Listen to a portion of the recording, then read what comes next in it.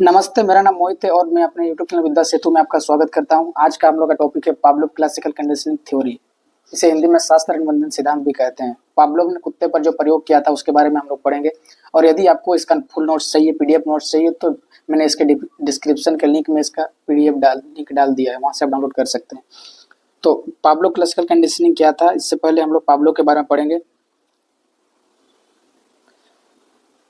Pavlov कौन थे? Pavlov का पूरा नाम था इवान पेट्रोविच पावलोव। ये एक रूसी फिजियोलॉजिस्ट थे, यानी कि साइंस से रिलेटेड थे।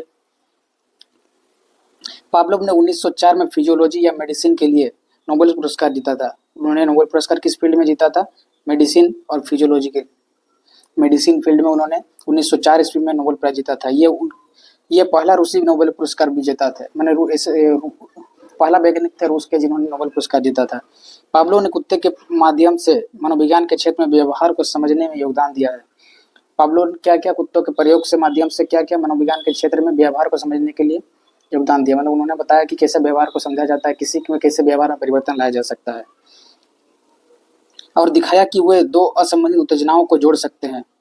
और उसने प्रयोग में क्या दिखाया कि जब घंटी के थ्रू जब उनके कुत्ते के मुंह में लार आ जाता है तो ये क्या होता है, दोनों क्या थे, दो असंबंधित उत्तेजना थे, वो दोनों को जोड़ के कुत्ते पर उन्होंने प्रयोग व्यवहार में परिवर्तन लाया। तो पावलोव द्वारा डिजाइन किए गए इस कुत्ते ने शास्त्र कंडीशनिंग की अवधारणा दी।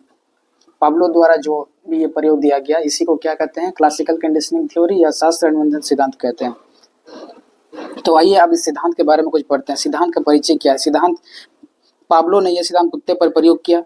उन्हें कुत्ते को भोजन दिखाने से पहले घंटी बजाई। कुछ समय बाद जब केवल घंटी बजाई जाती है तो कुत्ते ने लार टपकाना शुरू कर दिया। उन्होंने कुत्ते की अनुक्रिया के आधार पर सीखने के सिद्धांत के प्रतिपादन किया, जिसे शास्त्र अनुबंधन सिद्धांत कहा जाता है।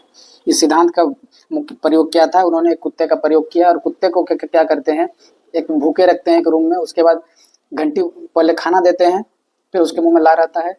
फिर जब घंटी बजाने के 2 सेकंड बाद खाना देते हैं, फिर उसके मुँह में लार आता है। तो क्या करते हैं, घंटी बजाते हैं, फिर 2 मिनट बाद खाना देते हैं। ये सब बार बार करने से क्या होता है, एक समय ऐसा आता है जब घंटी बजाते हैं और खाना नहीं लाते हैं, उस टाइम भी घंटी का नाम सुनकर कुत्ते का मुंह में लार आ जाता है। तो इसे ही क्या कहते हैं, शास्त्र अनुबंधन सिद्धांत कहा गया है। पावलोव ने सिद्धांत के अनुसार जब सीखने वाले प्राणी के सामने कोई अस्वाभाविक उद्दीपन प्रस्तुत किया जाता है तो उसके प्रति एक स्वाभाविक अनुक्रिया होता है। पावलोव के सिद्धांत के अनुसार क्या होता है, जब किसी भी प्राणी के सामने स्वाभाविक उद्दीपन प्रस्तुत किया जाता है तो उसके प्रति यह स्वाभाविक अनुक्रिया करता है। जिस प्रकार का हम लोग दूसरे के सामने उद्दीपन प्रस्तुत करेंगे, वो भी उसी प्रकार का अनुक्रिया करेगा। उदाहरण के लिए, जैसे सामने आते सांप को देखकर कांप जाना, सामने आते सांप को देखते कांप जाना, गर्म तावे पर हाथ रखते ही हाथ हटा लेना, ये दो क्या है, उदाहरण है। जैसे कि हम लोग सांप देखते हैं तो डर जाते हैं, क्योंकि हम लोग जानते हैं वो क्या हम लोग काट सकता है। तो हम लोग कभी ना कभी सुने हैं या फिर देखें, या फिर किसी को कोई सांप काटा हुआ है तो हम लोग को पता है, तो हम लोग क्या जान गए कि वो उससे हम लोग क्या गलत एक्सपीरियंस हो सकता है, इसीलिए हम लोग डर जाते हैं। तो हम लोग स्वाभाविक अनुक्रिया करते हैं। जैसे गर्म तवे पर हाथ रखते हैं, गर्म किसी बर्तन पर हाथ रखते हैं तो हाथ हट जाता है, स्वाभाविक अनुक्रिया करते हैं हम लोग। ये सब सिद्धांत क्या है, पावलोव के सिद्धांत पर आधारित है। ये जो एग्जाम्पल है, इस सिद्धांत का नाम आइए देखते हैं। सिद्धांत का अलग अलग क्या नाम है, उससे अलग अलग जब आप कंपटीशन एग्जाम का तैयारी करेंगे, जब कंपटीशन में बैठेंगे तो आपको अलग नाम से दिया जाए, तो आपको घबराना नहीं है। इस सिद्धांत का अलग अलग नाम क्या है? पहले से शास्त्र अनुबंधन सिद्धांत कहते हैं, जो सबसे प्रचलित है। इसके बाद अनुकूलन का सिद्धांत कहते हैं, इसे अनुकूल किया गया। इसमें कुत्ते को उस कंडीशनिंग में रख के उसको उसके प्रति अनुकूल किया गया, तो इसीलिए इसे अनुकूलन का सिद्धांत भी कहते हैं। क्लासिकल थ्योरी इसे इंग्लिश में कहते हैं। अधिगम प्राचीन सिद्धांत या परंपरागत सिद्धांत, अधिगम का प्राचीन सिद्धांत भी इसे कहते हैं। यानी कि अगर आपको क्वेश्चन में पूछ देता है कि अधिगम का सबसे प्राचीन सिद्धांत कौन सा है इनमें से, और उसमें अगर स्किनर का पावलोव का सिद्धांत का अगर ऑप्शन में दे दिया, तो आप लोगों को क्या कौन सा सही होगा? पावलोव का सिद्धांत को सबसे प्राचीन सिद्धांत कहा जाता है और परंपरागत सिद्धांत भी कहा जाता है। सीआर सिद्धांत, पहले ये क्या करते हैं, कंडीशन देते हैं, फिर वो रिस्पॉन्स करता है, इसलिए इसे सीआर सिद्धांत भी कहते हैं, सीआर थ्योरी कहते हैं। टाइप एस थ्योरी क्यों कहते हैं? क्योंकि स्टिमुलस पर आधारित है, इसीलिए इसे टाइप एस थ्योरी भी कहते हैं। अब आइए इस पावलोव का प्रयोग में पावलोव ने किस प्रकार कुत्ते को डिजाइन किया था, किस प्रकार के घर में रखा था, किस प्रकार मतलब वहाँ पर घंटी को रखा, इस चीज़ को हम लोग देखते हैं। पावलोव का प्रयोग पाब्लो ने अपने प्रयोग एक कुत्ते पर ध्वनि बाधित कमरे में किया। कुत्ते को जिस कमरे में रखा था उसमें आवाज नहीं आती थी, ध्वनि रहित थी। अगर ध्वनि आती तो क्या, वो कुत्ता फिर घंटी की आवाज को सुन नहीं पाता। पाब्लो ने लकड़ी का उपकरण तैयार किया, जिसके बीच एक तख्ता लगा दिया। इसमें एक खिड़की लगी थी जिसके द्वारा कुत्ते के सामने भोजन आता था। पाब्लो ने क्या किया, एक लकड़ी का तख्ता बॉक्स टाइप से बनाया, उस बॉक्स के बीच कुत्ते को बांध दिया और इसमें खिड़की लगी थी जहां से भोजन आता था। इस उपकरण के साथ एक घड़ी भी लगाया गया था। इस उपकरण के साथ क्या क्या घड़ी भी लगाया गया था ताकि कुत्ते को एक फिक्स टाइम पर खाना दे सके। इस उपकरण में 2 बटन लगे थे जिन्हें दबाने से एक घंटी बजती थी, दूसरे से कुत्ते के सामने भोजन आता था। इसके सामने 2 बटन लगाए हुए थे जहां से क्या पाब्लो दबाता था और उसके सामने घंटी बजती थी और उसके सामने भोजन आता था। इस उपकरण में एक बीकर भी रखा गया था। इसमें बीकर होगा, एक बीकर रखा हुआ था जिसके द्वारा कुत्ते के मुंह से टपकी लार को इकट्ठा करने की व्यवस्था थी।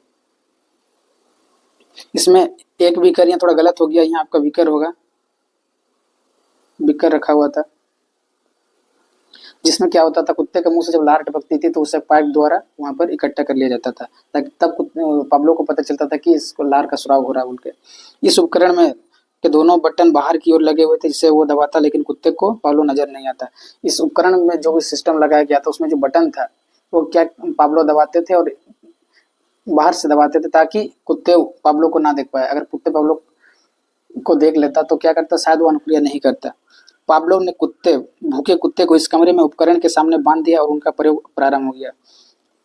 उसने क्या किया, कुत्ते को उपकरण में बांध दिया और अपना कार्य करने लगा, अपना प्रयोग स्टार्ट कर दिया। तो हम इसमें निम्नलिखित बिंदुओं से समझते हैं कि उन्होंने किस प्रकार प्रयोग किया और प्रयोग में क्या क्या मतलब परिणाम आए।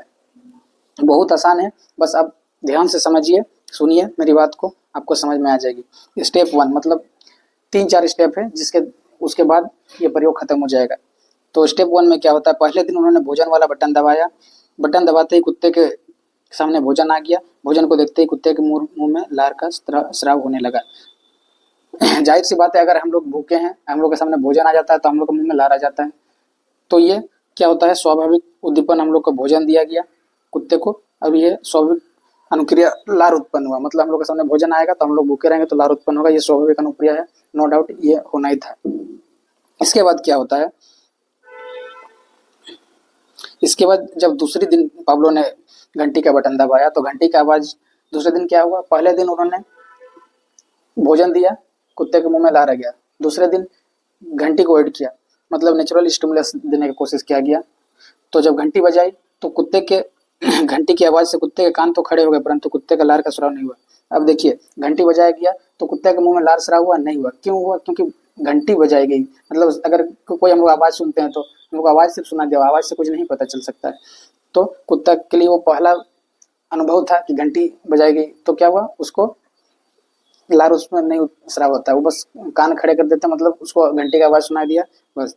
इसके बाद तीसरे दिन क्या है, पाब्लो ने घंटी का बटन दबाया, फिर 2 मिनट बाद भोजन का बटन दबाया। भोजन को देखते ही कुत्ते के मुंह में लार स्राव हो गया। अब तीसरे दिन क्या किया पाब्लो ने, पहले घंटी बजाई, फिर 2 सेकंड बाद भोजन प्रस्तुत किया।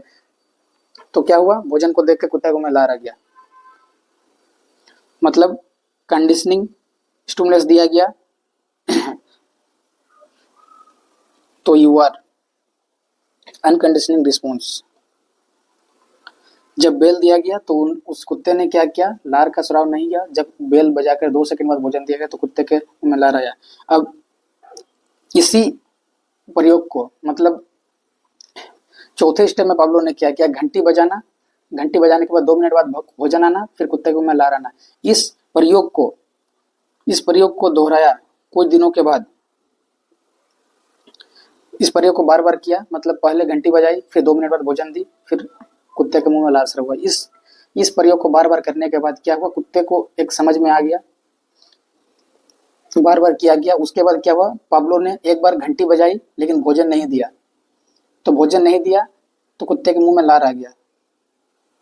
इससे क्या साबित होता है कि उसका व्यवहार में परिवर्तन लाया गया, क्योंकि बार बार उसको घंटी बजाने का 2 सेकंड बाद भोजन मिलता था, तो घंटी की आवाज सुनकर उसको पता चल गया जाता था कि भोजन मिलने वाला, इसलिए वो एक बार लास्ट बार क्या किया, घंटी की आवाज़ से ही मुँह में ला गया, क्योंकि वो अपना व्यवहार में उस प्रकार व्यवस्थित कर लिया था कि घंटी बजने के 2 सेकंड बाद हमको खाना मिलेगा।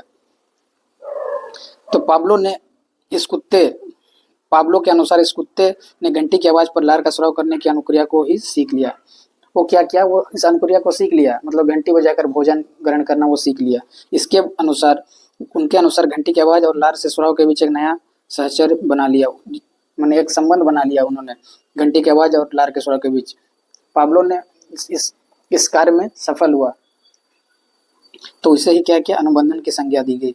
पाब्लो ने तटस्थ उद्दीपन यानी कि घंटी और स्वाभाविक अनुक्रिया यानी कि लार के बीच एक संबंध स्थापित होने की को ही अनुबंधन की संज्ञा दी, जिसे वर्तमान में शास्त्र अनुबंधन सिद्धांत कहते हैं। उन्होंने एक तटस्थ उद्दीपन मतलब न्यूट्रल जो स्टिमुलस था, घंटी था, वो उससे क्या किसको जोड़ दिया, स्वाभाविक अनुक्रिया यानी लार का स्राव होने लगा उसके थ्रू, तो उससे ही उसने नया संबंध स्थापित किया जिसे अनुबंधन कहा गया, और इस प्रयोग को शास्त्र अनुबंधन सिद्धांत कहा गया।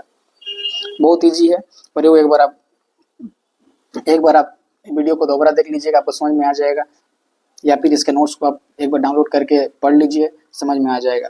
अब देखिए इसका जो शास्त्र अनुबंधन सिद्धांत की महत्वपूर्ण अवस्थाएं इस क्लासिकल कंडीशनिंग का स्टेजेस है। इसका मतलब है कि आप मतलब पाब्लो ने जब उस पर प्रयोग किया तो कौन कौन सी अवस्थाएं हो सकती है, तो इस चीज़ के बारे में बताया। तो 4-5 स्टेजेस है जिसको हम लोग डिस्कस करेंगे। पहला है अभिग्रहण, एक्विजिशन जिसे कहते हैं। अभिग्रहण क्या है, पाब्लो के सिद्धांत के अनुसार CS यानी कि घंटी और UCS यानी कि भोजन के मध्य एक संबंध स्थापित करनी चाहिए। साथ ही साथ समय अंतराल का भी विशेष ध्यान रखनी चाहिए, ताकि सामान्यतः ये 5 सेकंड का होना चाहिए, इससे कम या इससे अधिक समय अंतराल का होना कठिन हो सकता है। मतलब पाब्लो ने बताया जब घंटी और भोजन के बीच का जो समय होता है वो मिनिमम 5 सेकंड का होना चाहिए।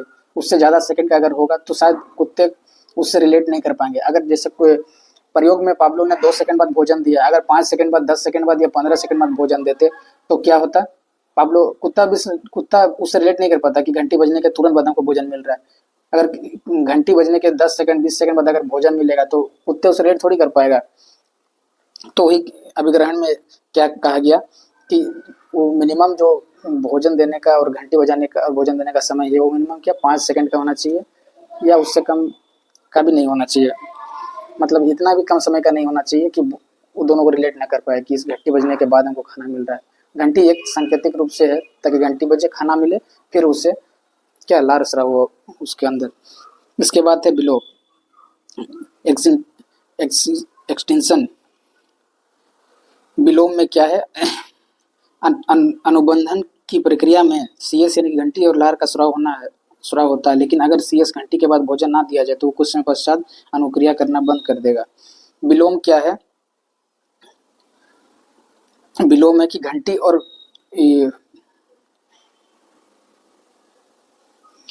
विलोप क्या बोलता है कि विलोप का मतलब होता है एक तरफ से उस चीज को अनुक्रिया ना करना। जैसे कि मान लीजिए घंटी बज रहा है फिर भोजन मिल रहा है, अगर घंटी बजने के बाद भोजन नहीं दिया जाए तो क्या अनुक्रिया करना बंद कर देगा।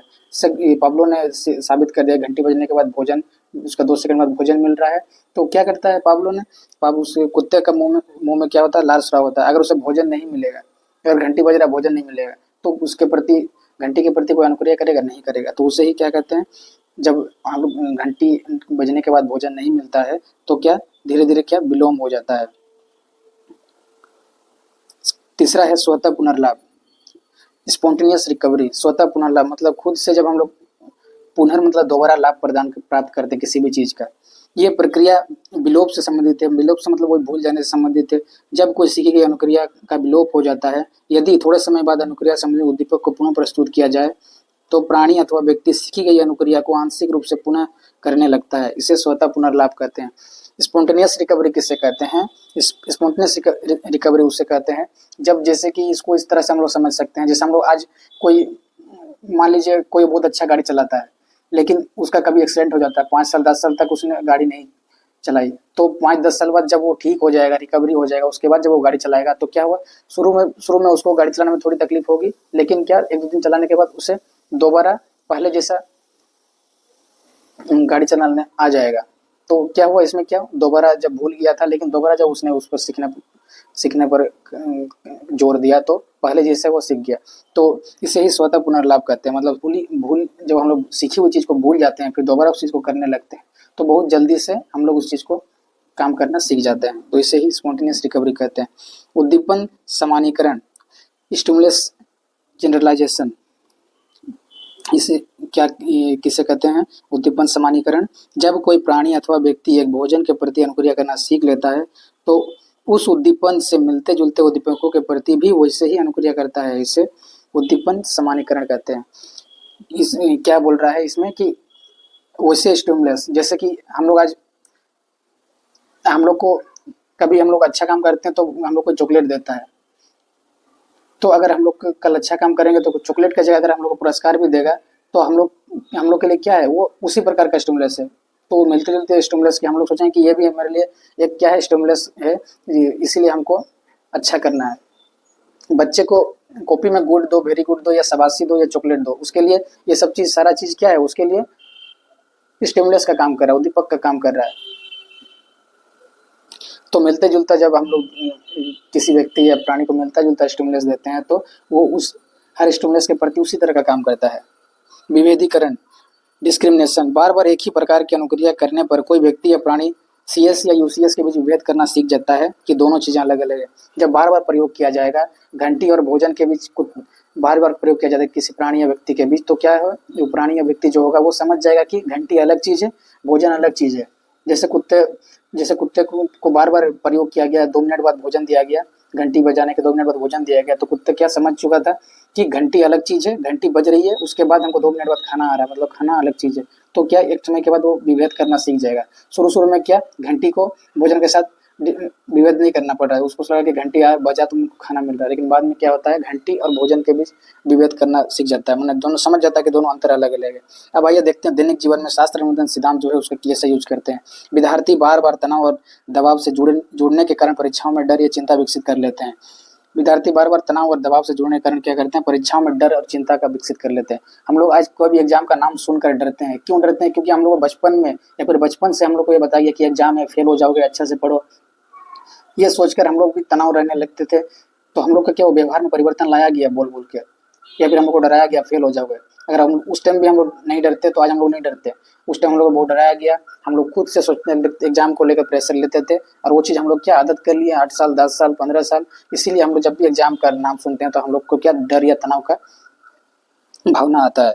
ब्रांड और उत्पादों को सकारात्मक भावनाओं, खुशी, सफलता, आकर्षण से जुड़ते हैं ताकि उपभोक्ता उन भावनाओं को उत्पाद से संबंधित कर सके। जो भी बड़े बड़े ब्रांड होते हैं जब अपना सामान बेचते हैं तो वो क्या करते हैं, एडवर्टाइज के थ्रू इतना एडवर्टाइज बार बार दिखाते हैं कि हम लोग क्या करते हैं, हम लोग के व्यवहार में आ जाता है, हम लोग उसको सीख लेते हैं। हम लोग उसको इतना बार हम लोग को एडवर्टाइज दिखाया जाता है ताकि कल को हम लोग को अगर वो चीज़ सामान लेना है, एक ही सामान का 2 प्रोडक्ट है हमारे पास, तो हम लोग जाहिर सी बात है उसी प्रोडक्ट को खरीदेंगे, उसी प्रोडक्ट को पहला मतलब प्रायोरिटी देंगे, जिसमें जो हम लोग क्या ज़्यादा देखे हैं, उसके बारे में सुने हैं, उसके बारे में हम लोग चाहें कि बहुत सुने हैं, बहुत इसके बारे में देखें, इस प्रोडक्ट को लेके यूज करके देखते हैं आखिर इसमें क्या है। तो क्या है वो, क्या एक बिजनेस साइकोलॉजिकल आइडिया है कि हम लोग का बार बार एडवर्टाइज दिखा के हम लोग का व्यवहार में ला दिया गया है, ताकि हम लोग कल कोई भी शॉप जाए तो हम लोग देखें तो हम लोग की नज़र पहले उसमें पड़े। अप्रिय अनुभव, जैसे कुत्ते काट लेना से लंबे समय तक कुत्ते या उससे जुड़ी परिस्थितियों का भय उत्पन्न हो सकता है।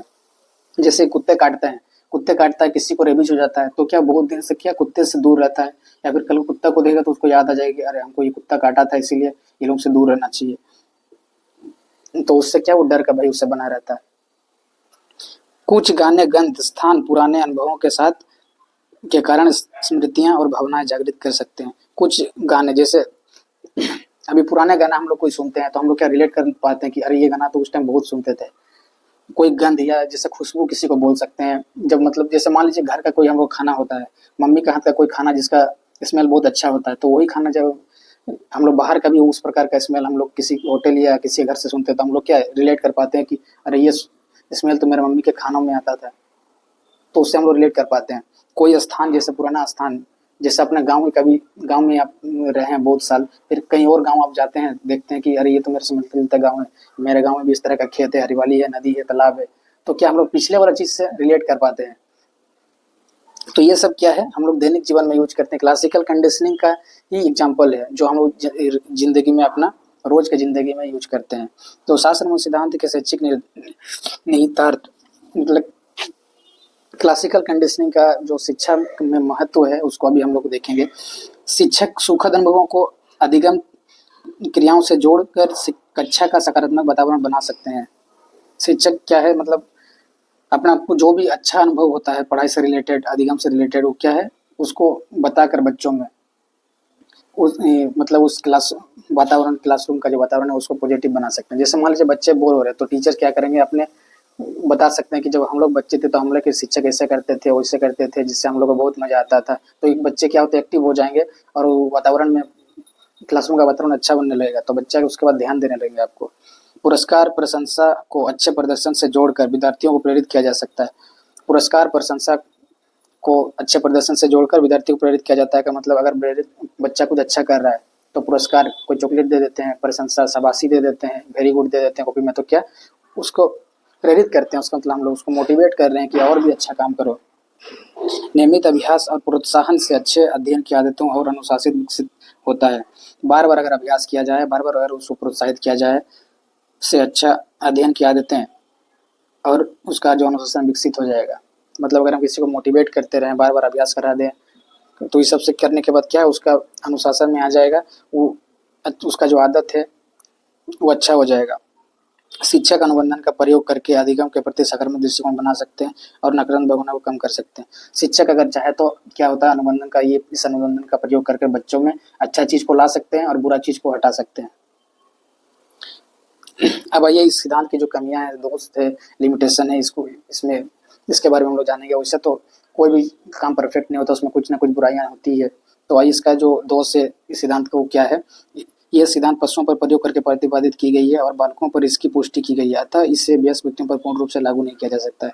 यह सिद्धांत क्या है, पशुओं पर मानी कुत्ते पर प्रयोग किया गया प्रतिपादन है और इसको क्या बालक पर उसकी पुष्टि की गई है। मतलब वो कुत्ते पर प्रयोग करके बताया कि बालकों में इस तरह से हम लोग छोटे बच्चों में व्यवहार को परिवर्तन ला सकते हैं या फिर कोई व्यवहार को हटा सकते हैं। ये वयस्क व्यक्तियों पर यानी कि एडल्ट व्यक्तियों पर पूर्ण रूप से लागू नहीं होता।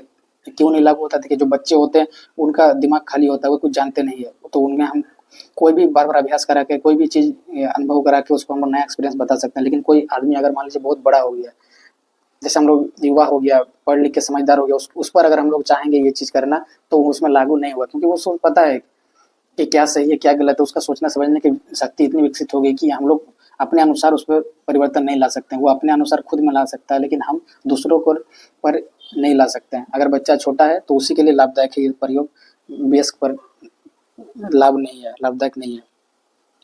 इस सिद्धांत में प्राणी को मशीन और सीखने की प्रक्रिया को यांत्रिक प्रक्रिया माना गया है और इस मनुष्य की मानसिक क्रिया को मान्यता नहीं देता। ये जो प्रयोग किया गया, ये क्या किया गया, ये प्रयोग में क्या हुआ, प्राणी को मशीन की तरह बांध के किया गया और सीखने की प्रक्रिया को यांत्रिक प्रक्रिया माना गया। यांत्रिक मतलब यंत्र के द्वारा, मतलब जब घड़ी लगाई गई थी सामने स्टिमुलस निकालने के लिए पाइप लगाई गई थी, यंत्र के द्वारा ही प्रयोग किया गया। तो ये प्रक्रिया क्या है, मानसिक क्रियाओं को मान्यता नहीं देता। मतलब मानसिक क्रियाएं जो है हम लोग की इस प्रकार की काम नहीं करती है।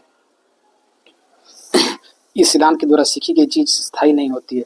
इस सिद्धांत से हम लोग जो भी चीज़ सीखते हैं वो ज़्यादा दिन तक हम लोग का दिमाग में या फिर ज़्यादा दिन तक हम लोग का माइंड में नहीं रहता है। इससे हम लोग बहुत जल्दी भूल सकते हैं। तो इस सिद्धांत की यही कमी है, ये 3 कमी है। पहला है कि ये वयस्क व्यक्तियों पर नहीं लागू होता है।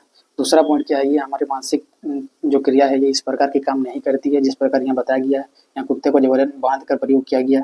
और तीसरी जो इसकी कमियाँ हैं, इस प्रयोग के द्वारा जो भी हम लोग सीखेंगे, जिसको भी सिखाएंगे वो ज़्यादा दिन तक नहीं रहेगा, अस्थायी नहीं रहेगा। मतलब ये अस्थायी अधिगम है। तो थैंक यू। अगर आपको मेरा पढ़ाने का तरीका अच्छा लगा या फिर आप मेरे से जुड़े वीडियो को और देखना चाहते हैं तो मेरे चैनल को सब्सक्राइब कर दीजिए, साथ ही साथ बेल आइकन को क्लिक कर दीजिए ताकि मेरा वीडियो आप पर पहुंचते रहे। और लास्ट में यही कहूँगा कि अगर आपको इसका नोट्स चाहिए तो मैंने इसके डिस्क्रिप्शन में इसका PDF का लिंक दे दिया, वहाँ से डाउनलोड करके आप देख सकते हैं। Thank you.